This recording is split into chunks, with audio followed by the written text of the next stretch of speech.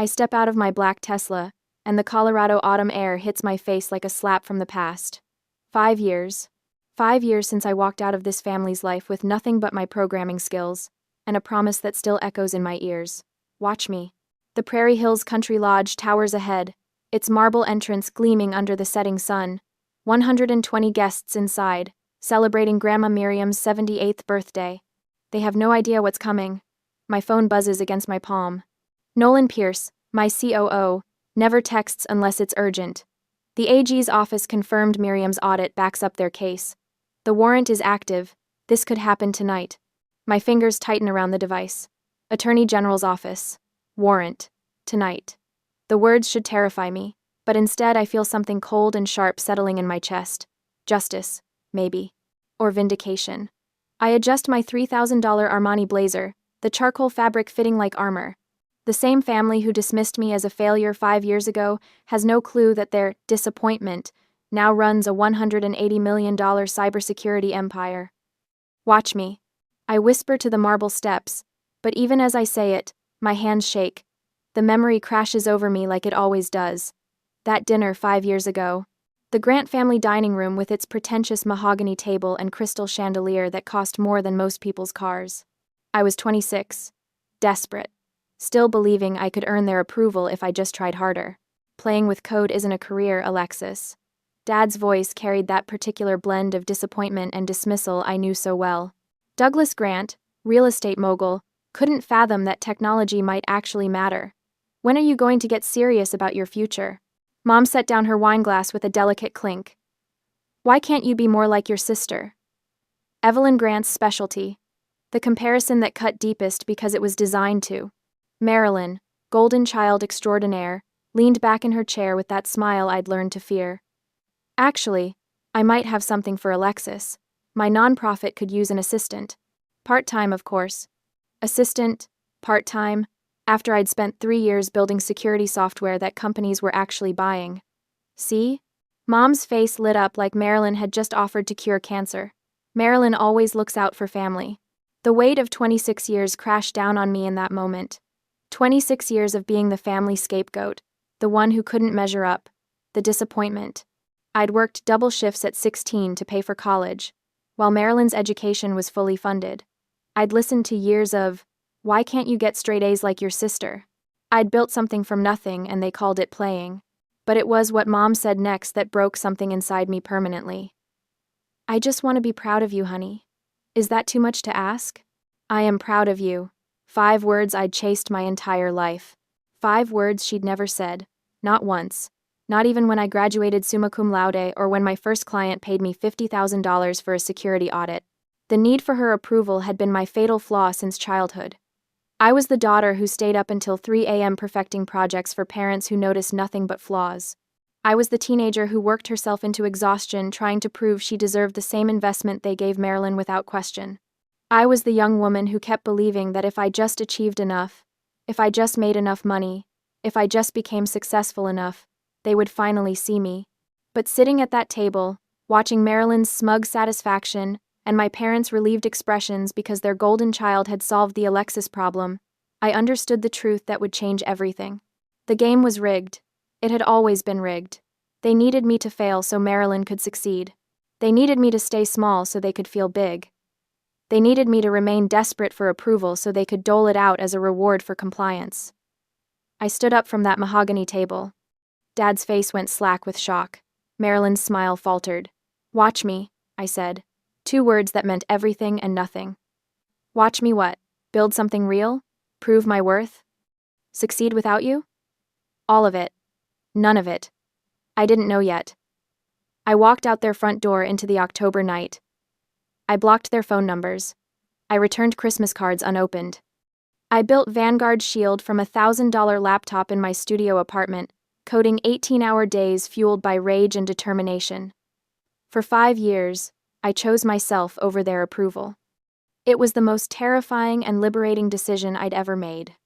Now I'm standing outside Prairie Hills Country Lodge, and that terrified 26-year-old still lives somewhere in my chest, whispering that I don't belong here. That I'll never be good enough. That walking through those doors will prove they were right about me all along. But she's wrong. I'm not the broken girl who walked out 5 years ago. I'm A.L. Grant, CEO of Vanguard Shield. Forbes featured me on their 35 under 35 list, though my family never knew because they never looked. I protect critical infrastructure for 3 states. I employ 47 people who depend on my decisions. I'm not playing with code anymore. I'm winning. The lodge's entrance doors swing open as a couple in their 70s emerges, the woman clutching pearls that probably cost more than my Tesla. They don't recognize me, but why would they?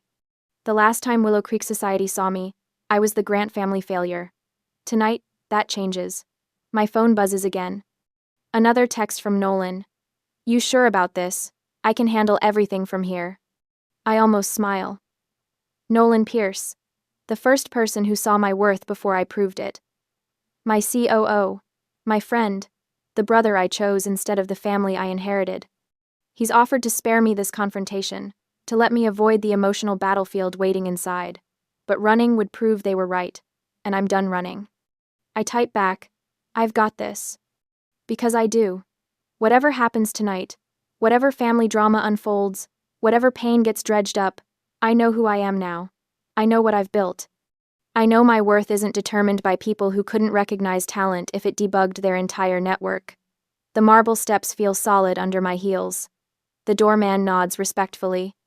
Through the glass, I see relatives I haven't spoken to in 5 years, all dressed in their finest, all completely unaware that their world is about to shift. Grandma Miriam is in there somewhere, the only family member who ever saw me clearly. She's the reason I came tonight, the reason I'm walking back into this emotional minefield. She's also the reason I know I'll survive it.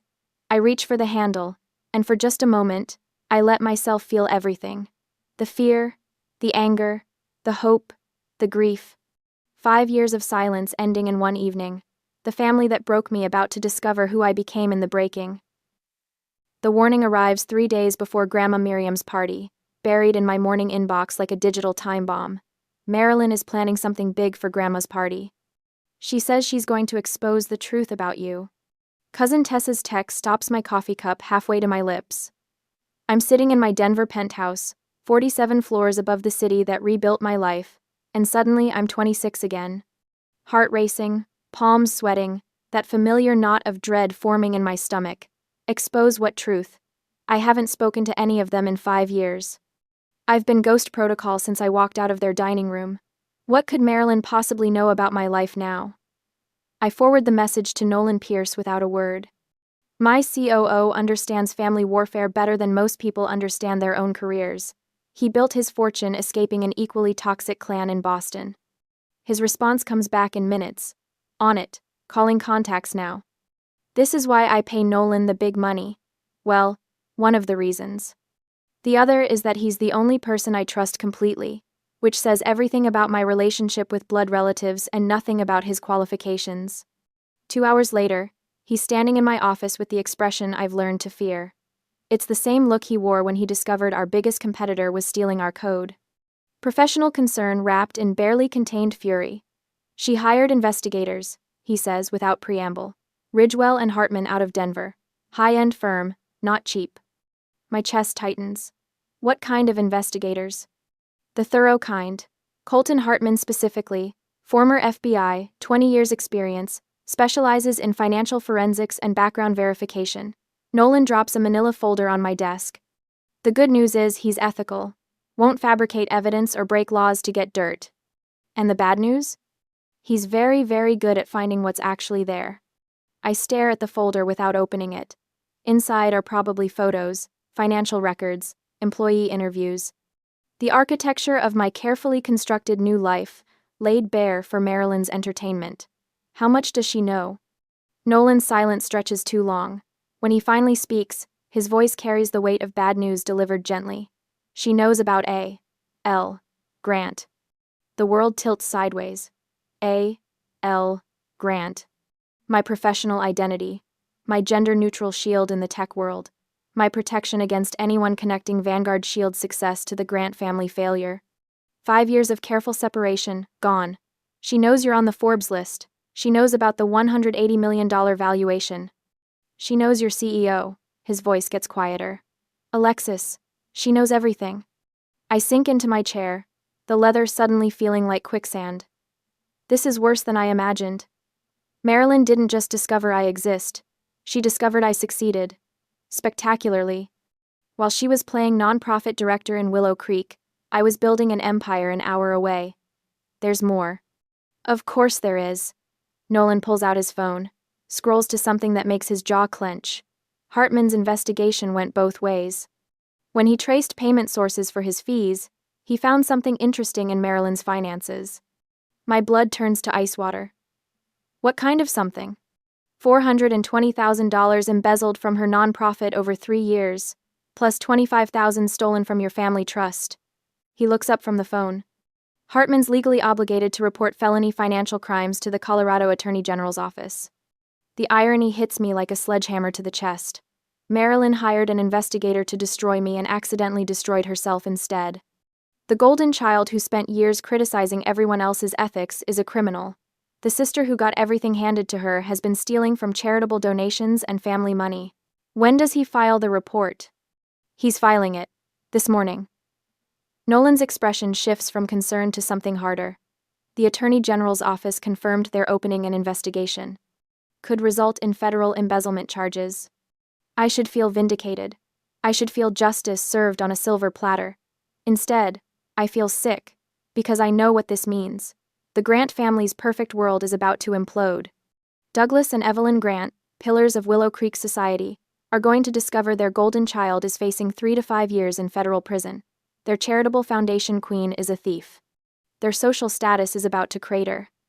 And they'll blame me. Not because I reported anything.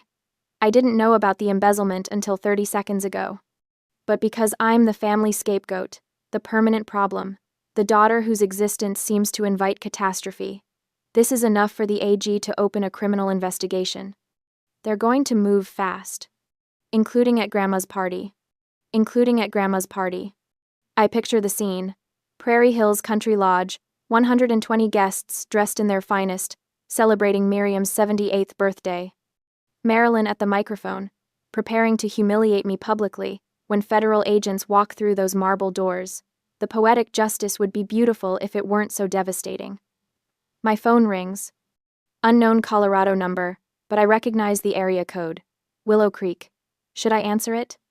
Nolan shakes his head. Nothing good comes from unknown numbers during family crises. The call goes to voicemail. Then another unknown number calls. Then another. Words spreading. I whisper.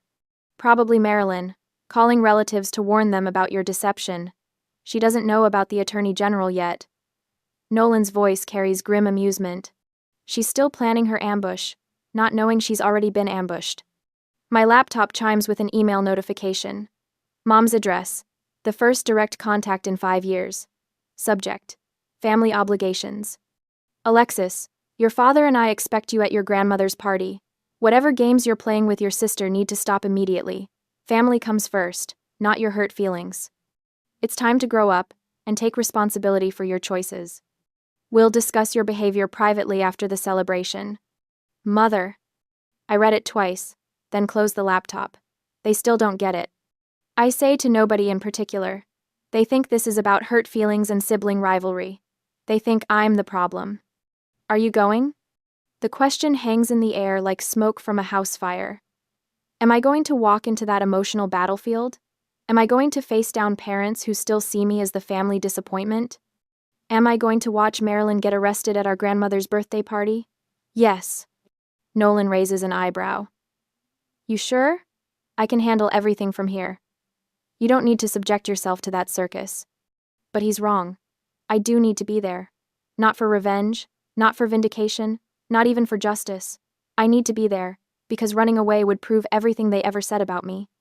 That I'm weak, that I can't handle family responsibility, that I'm the problem. 5 years ago, I walked out of their house as a failure. If I'm going back, it's as a success. Not for their approval anymore, but for my own peace. I've spent 5 years building something real, while they played their toxic games. I tell Nolan, I'm not hiding from the truth anymore. Even if the truth is going to destroy everything they thought they knew about their perfect family, even if justice comes with handcuffs and federal charges, even if going home means watching everything burn. My phone doesn't stop buzzing. Since we discovered the ambush yesterday, notifications pile up like digital debris from a family I thought I'd left behind. Social media notifications from relatives I barely remember, WhatsApp messages from the Grant family group chat that somehow, impossibly, still includes my number. I scroll through them while my coffee goes cold in Vanguard Shield's executive conference room. Uncle Robert's wife posting cryptic Facebook updates. Some people think success gives them the right to abandon family. Cousin Sarah, sharing articles about family values, with pointed comments about loyalty. The digital breadcrumbs of Marilyn's campaign, preparing everyone for whatever bomb she plans to drop at Grandma's party. Tessa's warning text from yesterday feels prophetic now. Marilyn is calling everyone. She says she's going to expose the truth about you at the party. The truth, as if my sister has any concept of what that means. Nolan walks into the conference room carrying a stack of government contracts worth $53 million. Protection systems for voting infrastructure in 3 states. Real work. Work that matters. Work that keeps democracy functioning while my family gossips in Willow Creek. The family campaign is escalating, I tell him, sliding my phone across the mahogany table. He reads the messages, his jaw tightening. Want me to have our legal team send a cease and desist? For what? Telling relatives that their successful sister might be hiding something? I lean back in my chair. She's too smart for anything actionable, just planting seeds. But the doubt creeps in anyway, that old familiar voice that whispers maybe they're right about me. Maybe building a $180 million company doesn't make me worthy of respect. Maybe I really am just playing with code. My laptop chimes with an email from Mom. The subject line reads, Family Responsibility. I stare at the notification for 30 seconds before deleting it unread. Some conversations aren't worth having.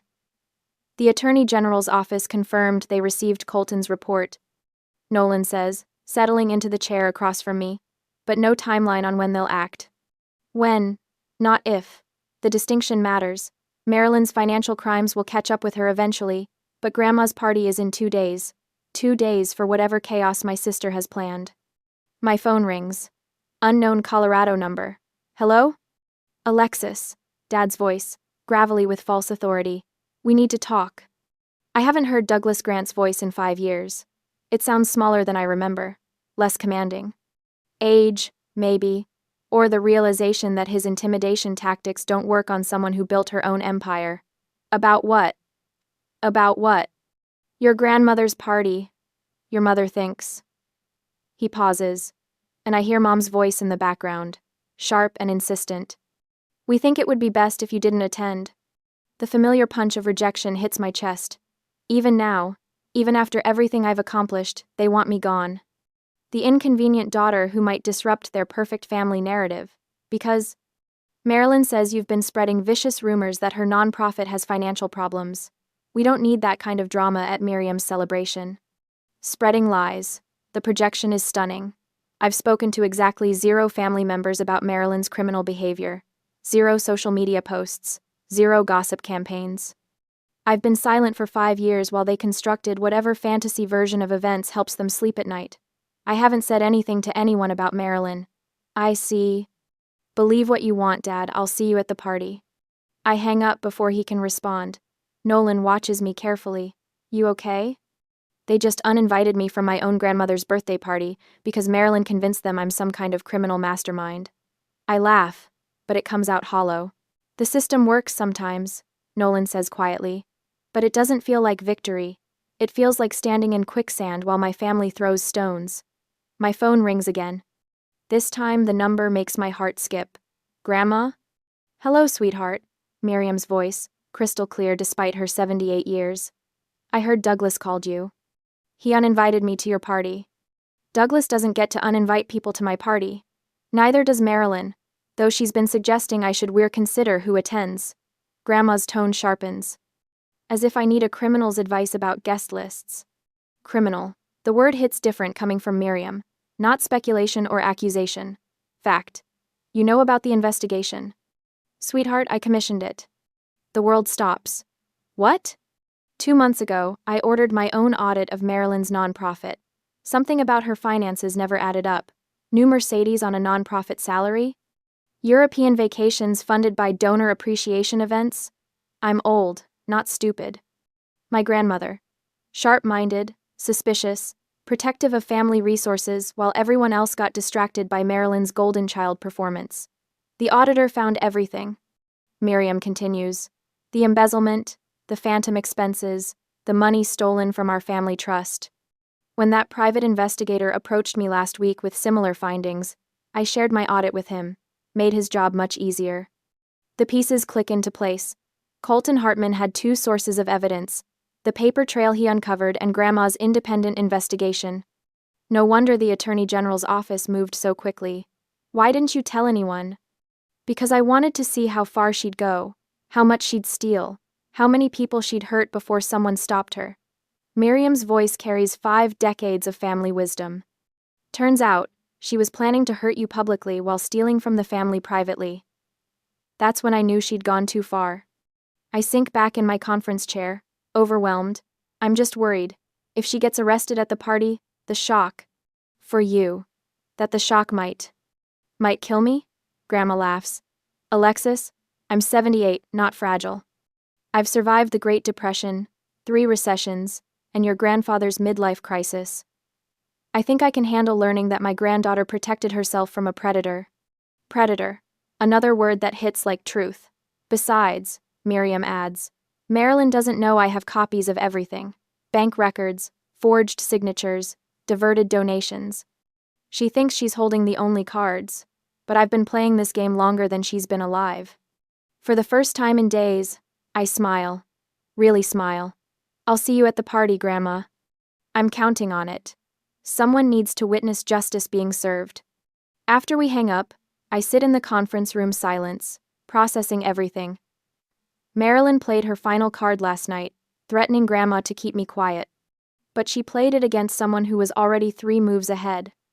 The golden child thinks she's protecting herself by threatening the family matriarch. She doesn't know the matriarch is the one who started the investigation in the first place. Nolan's still reading government contracts, but I can tell he's listening. Feel better? Marilyn doesn't know she's already lost. She will soon. I check the time. 24 hours until the party. 24 hours until a room full of relatives discovers their golden child is a criminal, while their scapegoat is a CEO. 24 hours until 5 years of silence ends in one spectacular evening. My phone buzzes with another family group chat notification. This time it's Marilyn herself. Looking forward to seeing everyone tomorrow night. It's time some truths came to light. I almost laugh. She has no idea how right she is. The sun sets over Denver's skyline, casting long shadows across Vanguard Shield's headquarters. 47 employees are heading home to families who respect their contributions. Government contracts worth $53 million sit on my conference table, protecting democracy itself. This is what I built while my family whispered about my failures. This is what I accomplished while they elevated a criminal. Tomorrow night, they'll finally understand the difference. But tonight, I'm going to prepare for the most important party of my life. Not because I need their approval anymore, but because some battles win themselves when you stop fighting them. And sometimes, the most powerful thing you can do is simply show up and watch the truth unfold. The Prairie Hills Country Lodge ballroom doors swing open with the kind of dramatic timing that only happens in movies or family disasters. I step inside, and 120 conversations halt mid-sentence. Forks freeze halfway to mouths. Wine glasses pause at lips. The silence spreads through the room like spilled ink. They expected broken. They're getting bulletproof. My Armani blazer fits like armor tonight, charcoal gray instead of the black they probably imagined I'd wear to a funeral of my own reputation. 5 years of therapy and $180 million in net worth have given me something they can't comprehend: unshakable confidence. Across the room, Marilyn's face goes chalk white.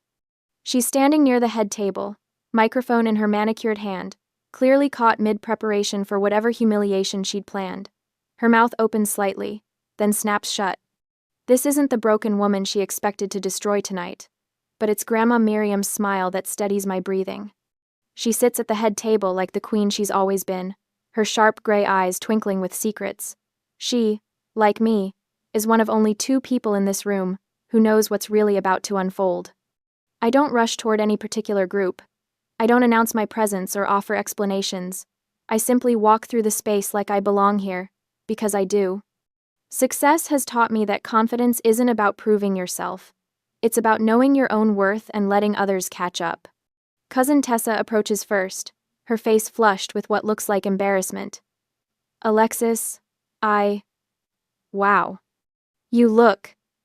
She gestures vaguely at my outfit, my posture, the aura of quiet authority I've apparently developed. Different. I finish for her. 5 years will do that. Uncle Robert stares from his corner table, probably trying to reconcile the dismissed family failure with the woman standing before him in $3,000 clothing. I catch his eye and nod politely. He nearly chokes on his wine. Marilyn finally finds her voice. She taps the microphone twice, the feedback screech cutting through the murmured conversations that have started up again. Ladies and gentlemen, family and friends, her voice carries that practiced public speaking tone she's perfected through her nonprofit work. Tonight, we're not just celebrating Grandma Miriam's 78th birthday, we're also welcoming someone home. The emphasis on someone drips with false warmth. I lean against the back wall, arms crossed, letting her perform. Today, we welcome Alexis home, as a CEO. The skepticism in her voice could cut glass. Several relatives shift uncomfortably. Dad's face hardens from his table near the front. Mom's hand flutters to her pearl necklace, like she's checking that it's still there. Marilyn's pivot is smoother than I expected. She abandons whatever evidence-based attack she'd planned and goes straight for emotional manipulation. But what is success worth when it's built on ingratitude? On abandoning the family who raised you, who loved you, who only wanted the best for you? Murmurs of agreement ripple through the room. Heads nod. The Grant family has always been good at collective judgment. Success without family loyalty is just sophisticated selfishness. Her voice grows stronger as she senses the room's support. Some people think money makes them better than the people who sacrificed for them. I don't flinch. 5 years ago, these words would have crushed me. The 26-year-old Alexis would have crumbled under this public shaming, would have scrambled to defend herself with explanations no one wanted to hear. But that woman died the night I walked out of their dining room. Cousin Tessa leans over to me, her voice barely a whisper. Is it true what she's saying? That you never called? Never sent a card? You'll understand everything soon, I reply quietly. My composed response seems to unsettle her more than any defensive argument would have. She expected guilt, shame, desperate justification. Instead, she got the calm authority of someone who built a company protecting critical infrastructure for 3 states, while they gossiped in Willow Creek. Douglas joins Marilyn's performance from his table. Some people think success excuses abandonment. His voice carries across the room easily, but character isn't measured by bank accounts. The irony would be funny if it weren't so tragic. Marilyn's speech grows more vicious as she senses something shifting in the room's energy. Her prepared talking points are failing to land the way she expected. When family loyalty becomes inconvenient, when gratitude becomes a burden, what kind of person chooses pride over love? But I notice Uncle Robert frowning now, Aunt Susan whispering to her husband. The tide isn't turning the way Marilyn planned. The internal mantra from therapy runs through my head. Their opinion of me is none of my business. I remember the last therapy session before I decided to come tonight. Dr. Martinez, asking the question that changed everything. What would the 26-year-old Alexis do right now? The answer had been immediate and devastating. She would have stood up, red-faced and desperate, trying to defend herself with words they'd never believe. She would have listed her accomplishments like a resume, begged them to see her worth, proven she deserved their respect through achievements they couldn't understand. The present-day me understands that proof comes through actions, not arguments. Truth doesn't need a defense attorney. So I stand quietly near the back wall, letting Marilyn hang herself with her own rope. Every vicious word reveals more about her character than mine. Every desperate attack shows their own insecurities and prejudices. The room's energy shifts subtly, as guests notice the contrast.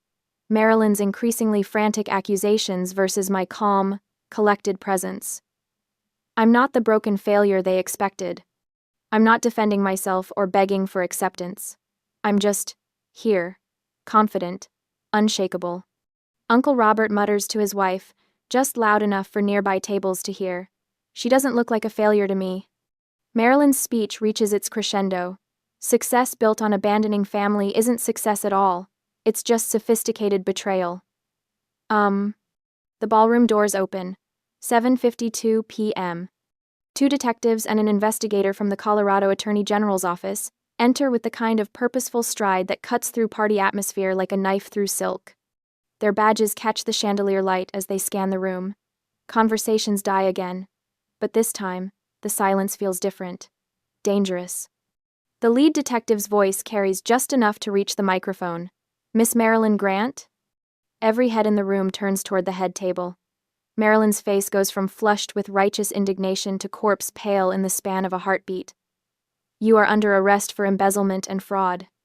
The words hit the ballroom like a physical blow. Someone drops a wine glass. The crystal shatter echoes off marble floors. I watch from my position against the wall as handcuffs click around the golden child's wrists. The sound cuts through the collective gasp of 120 stunned guests. Marilyn's public humiliation walk begins. Past the head table where Grandma Miriam sits with perfect composure.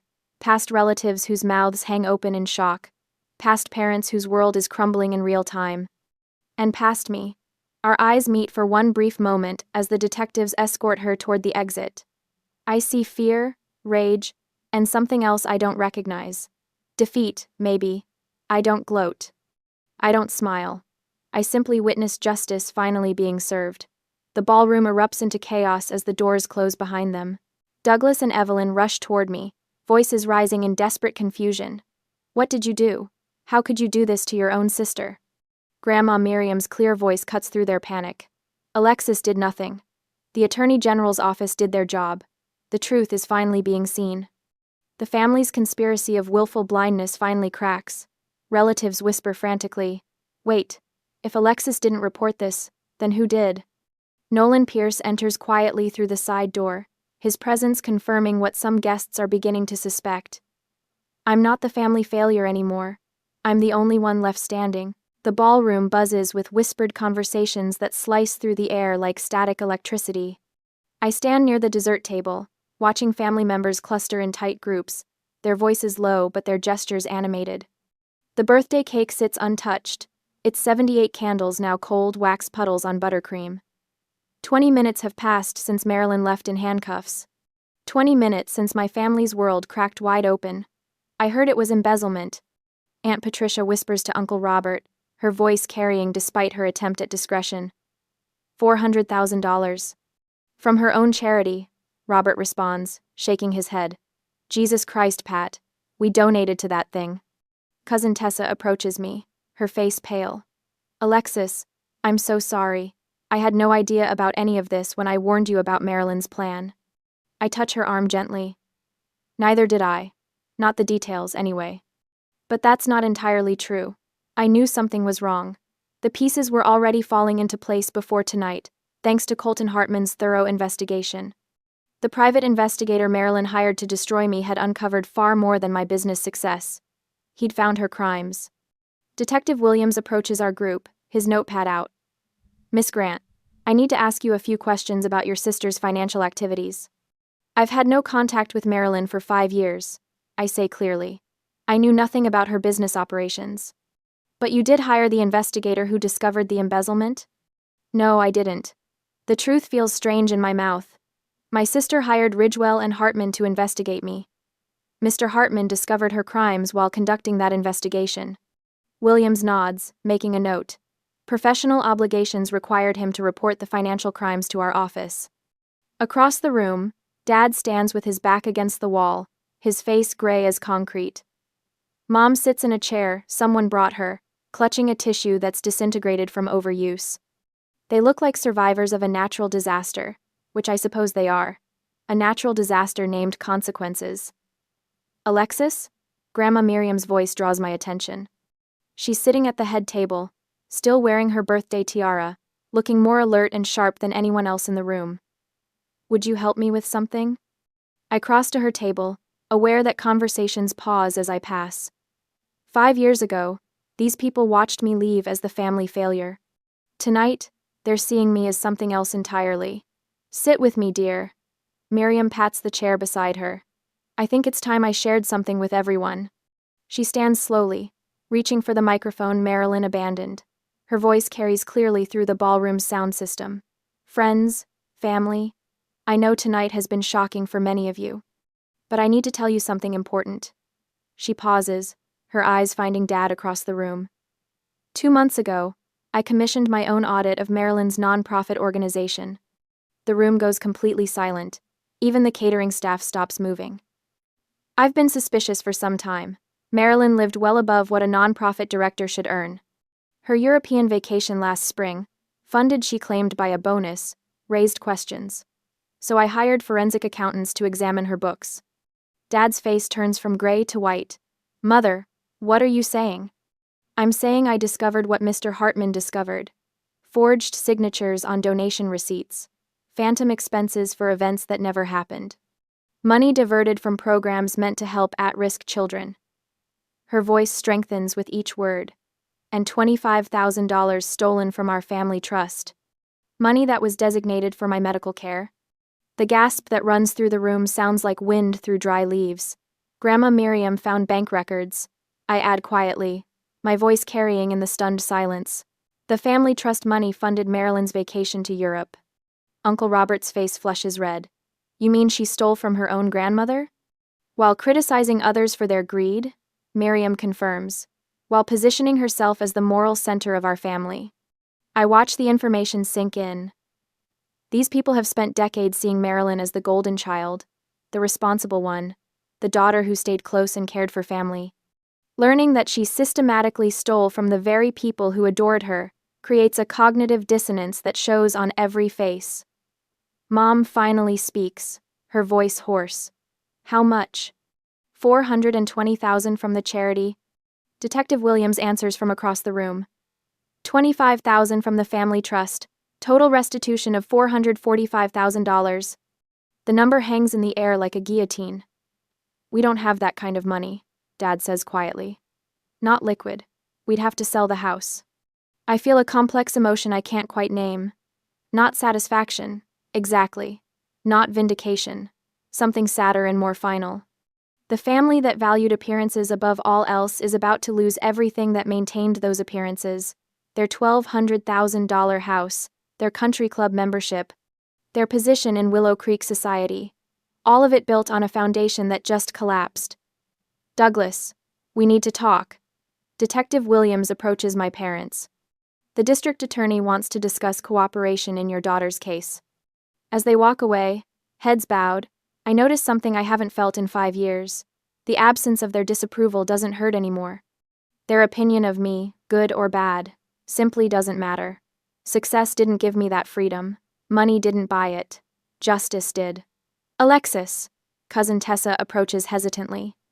I owe you an apology. We all do. 5 years ago, when you left, we thought you were being dramatic, ungrateful. But seeing this tonight, understanding what Marilyn was really doing. You don't need to apologize, I say, meaning it. You believed what made sense based on the information you had. But we should have looked deeper, should have questioned why the successful daughter needed to tear down the struggling one. That hits closer to truth than she probably realizes. Families like ours require scapegoats to function. Someone has to be the problem so everyone else can feel like the solution. Grandma Miriam reclaims the microphone. Before this evening ends, I want to say something about my granddaughter Alexis. My stomach tightens. Public attention still feels dangerous, even when it's positive. 5 years ago, she walked away from this family. Many of you judged that decision. But sometimes, walking away is the most courageous choice available. Her eyes find mine across the room. She built something remarkable in that time. A business that protects people's digital security. Real work that makes the world safer. She pauses, and I see tears in her eyes for the first time tonight. I'm proud of her. I should have said that years ago, publicly, when it mattered most, but I'm saying it now. The words I spent 31 years needing to hear. Not from Mom, from someone who actually saw me. 3 hours later, I help Grandma Miriam blow out the candles on her birthday cake. The party has dwindled to family members, and the atmosphere feels like the aftermath of a storm. Damaged, but cleaner somehow. Through the ballroom windows, I watch police cars leave with the last of the evidence boxes. Marilyn will spend the next 3 years in federal prison. Dad and Mom will spend the next decade rebuilding their lives from scratch. And I'll continue building mine. As I walk Grandma Miriam to her ride, she squeezes my arm. 6 months from now, dear. I suspect you'll transform this whole mess into something positive. That's who you are. She's right. I'm already planning to acquire Marilyn's defunct nonprofit for $1 and rebuild it as a legitimate organization. The Grant Digital Safety Initiative will actually help at-risk youth learn cybersecurity skills. Success building on the ruins of corruption. Justice served with a side of poetic irony. Perfect. The morning sun streams through the floor-to-ceiling windows of what used to be Marilyn's corner office. 18 months after that night at Prairie Hills Country Lodge, I stand in the renovated headquarters of the former Marilyn Grant Foundation, now the Grant Digital Safety Initiative. The irony isn't lost on me that I bought my sister's criminal enterprise for $1 and turned it into something that actually protects children online. 23 employees work at standing desks where Marilyn once orchestrated her embezzlement schemes. Their conversations buzz with genuine excitement about cybersecurity education programs, coding workshops for at-risk youth, and digital literacy initiatives. The name Grant finally means something positive in Willow Creek, something I built from the ashes of my sister's corruption. Marcus Rodriguez, our program director, approaches with a tablet showing enrollment numbers. We've got 15 kids signed up for Saturday's workshop. 2 are from the Riverside group home. The same group home where Marilyn claimed to send donations that never arrived. Now we actually show up. Perfect, I tell him, watching a group of teenagers through the conference room glass as they debug their first security program. Make sure Jenny has extra pizza ordered. My phone chimes with an email that stops my breath. The sender line reads, Miriam Grant, Sunset Manor Assisted Living. The subject, Sunday dinner invitation. Sunday dinner. 6 years. 6 years since I received a family dinner invitation. And this one comes from Grandma Miriam in her new facility, not from Douglas and Evelyn in their modest apartment across town. The same cream cardstock, the same elegant script, but now the power dynamic has shifted completely. I read it twice before the anxiety I expect never comes. Instead, I feel something lighter. Choice. The invitation doesn't command my attendance or manipulate my guilt. It simply offers an option, like choosing between restaurants. I tap reply and type. Looking forward to it, Grandma. Should I bring anything? No fear. No second guessing. No desperate need to prove my worth through perfect behavior. Just a granddaughter saying yes to her grandmother because she wants to.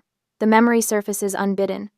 3 months into therapy, Dr. Martinez's office with its calming gray walls and tissues strategically placed. Tell me about approval, she'd said. I spent 31 years trying to earn approval from people who were never going to give it. The words had tumbled out like confession. It's like asking a broken vending machine for snacks. You keep feeding it quarters, hitting buttons, getting nothing back, but you convince yourself the next quarter will work. Dr. Martinez had nodded. What happens when you stop feeding the machine? You find a working one. That breakthrough moment when I realized that seeking validation from toxic people wasn't persistence, it was insanity. The emotional freedom of building self-worth through achievement and service rather than family approval had taken months to feel real. But now it lives in my bones. I don't need their pride anymore, I whisper to the empty office. I have my own. Nolan's voice carries from the hallway as he discusses quarterly projections with our newest hire. Last month, I promoted him to company president, our professional partnership becoming the kind of lifelong friendship I never knew was possible. Vanguard Shield has expanded to 4 states, protecting critical infrastructure from cyber threats, while these 23 employees help children navigate digital dangers. The Forbes recognition led to keynote speaking opportunities about cybersecurity leadership. Last week, a fellow entrepreneur named David asked me to dinner after my presentation in Seattle. Not because he wanted something from my company, but because he admired the strength it took to rebuild my family's reputation while protecting my own boundaries. You're dating someone, Nolan had observed Monday morning, grinning at my distracted smile. Maybe, I'd admitted, realizing this was what healthy attraction felt like. No desperate need to prove my worth, no anxiety about hidden agendas, just 2 adults who respect each other's work and want to learn more. My phone buzzes with a text from Tessa. Saw the local news piece about the Digital Safety Initiative. Mom says she's proud of what you're building. Aunt Sandra, who hadn't spoken to me in 5 years, now acknowledging that maybe I hadn't been the family failure after all. Even Uncle Robert's construction company contracts Vanguard Shield for their cybersecurity needs, their business relationship built on mutual respect rather than obligated family tolerance. 3 young women enter the lobby, notebooks clutched against their chests like shields. They're here for the monthly mentorship session I started for female entrepreneurs dealing with family sabotage. Last month, Sarah confessed that her parents called her bakery a hobby that'll bankrupt you. This month, she'll announce her second location opening. Success is the best boundary, I tell them as we settle into the conference room. Not because money matters, but because achievement speaks louder than explanations. They nod with the intensity of people who've spent years defending dreams to people determined not to understand them. I see my 26-year-old self in their faces, that desperate hunger for validation from sources that will never provide it. Your family's opinion of your business isn't a reflection of your business. I continue. It's a reflection of their capacity to recognize value. Some people can't see a forest because they're focused on criticizing individual leaves. Sarah raises her hand. What if they're right about the risks? Then you research, plan, and mitigate those risks. But you don't let their fear become your ceiling. After they leave, inspired and armed with practical strategies, I drive to Sunset Manor for Grandma Miriam's 79th birthday dinner. 8 people gathered in the assisted living dining room, Douglas and Evelyn notably absent. Marilyn is in year 2 of federal prison, her parole hearing still 18 months away. Cousin Tessa passes the mashed potatoes while Uncle Robert shares construction stories that actually make Miriam laugh. The conversation flows around normal family topics, her stories about the facility's book club, my latest government contract, protecting voting systems in 3 states. No drama, no manipulation, no walking on eggshells, just normal connection between adults who respect each other. Tell me about this young man in Seattle, Miriam says with a knowing smile. His name is David. He builds renewable energy systems. Does he make you laugh? He does. Good. Laughter is important. No interrogation about his income, his family background, his 5-year plan. Just a grandmother wanting her granddaughter to be happy. Driving home through Denver's evening skyline, Vanguard Shield's headquarters glowing among the towers, my phone shows 17 missed calls from a blocked number. Probably Evelyn, still trying to guilt me into family obligations that no longer exist. I delete them without listening, the same way I delete spam. A text from Nolan lights up my screen. Government just approved the $50 million infrastructure contract. Congratulations, boss. $50 million protecting people's digital lives from real threats. My smile isn't about the money, though financial security feels good. It's about the mission, the purpose, the knowledge that my pain transformed into protection for others. I pull into my building's garage and retrieve my journal from the glove compartment. The leather cover is worn now, filled with 2 years of insights, breakthroughs, and honest observations. 5 years ago, I walked out of my family's house as a failure. Tonight, I drove home to my own life as a success. The difference wasn't the money. It was learning that some battles win themselves when you stop fighting them. Marilyn destroyed herself trying to destroy me. I won by becoming someone worth protecting. Family isn't who shares your blood. It's who shows up when your world is falling apart. And sometimes, showing up means walking away.